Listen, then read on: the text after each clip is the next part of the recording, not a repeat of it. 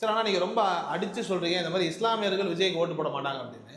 ஏங்க ஒரு திரைப்படங்களை முஸ்லீம்களை தீவிரவாதியாக பயங்கரவாதியாக சமூக விரோதிகளாக சித்தரித்து திரைப்படங்களை எடுத்து துப்பாக்கி பீஸ்ட் போன்ற படங்களை எடுத்து கோடிக்கணக்கில் சம்பாதிச்சுட்டு இன்னைக்கு அந்த சமூகத்தினுடைய வாக்குகள் எனக்கு வேணும்னா எப்படி போய் அந்த மக்கள் வாக்கு அளிப்பாங்க?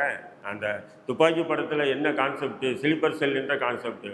மளிகை கடை, பங்க் கடை, செருப்பு கடை, அங்கெங்கே வேலை செய்வான். எங்கேருந்தோ ஒரு ஃபோன் கால் வரும், எங்கேருந்துன்னா பாகிஸ்தான்லேருந்து ஒரு ஃபோன் கால் வரும், உடனே போய் அவங்க குண்டு வைப்பாங்க அப்படின்ற ஒரு இதுவரையில் தமிழ் சினிமாவில் யாரும் இந்த அளவுக்கு முஸ்லீம்களை காட்டலை.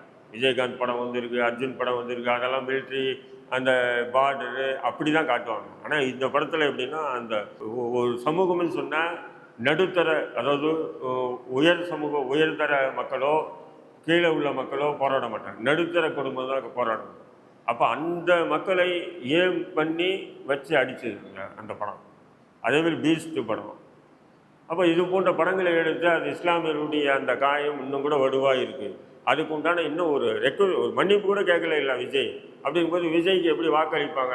ஏதோ என்ன மாதிரி தாடி தொப்பி வச்சுக்கிட்டு 4 பேர் விஜய்க்கு பேசினா வியூவர்ஸ் பார்ப்பாங்க, வியூவர்ஸ் கூடும் அப்படின்றதுக்காக 4 பேர் பேசிட்டு இருக்காங்க சோசியல் மீடியாவில். அதுக்காக இஸ்லாமியருடைய வாக்கு போட்டுருவாங்களா? போடவே மாட்டாங்க. 100 விழுக்காடு போட மாட்டாங்க.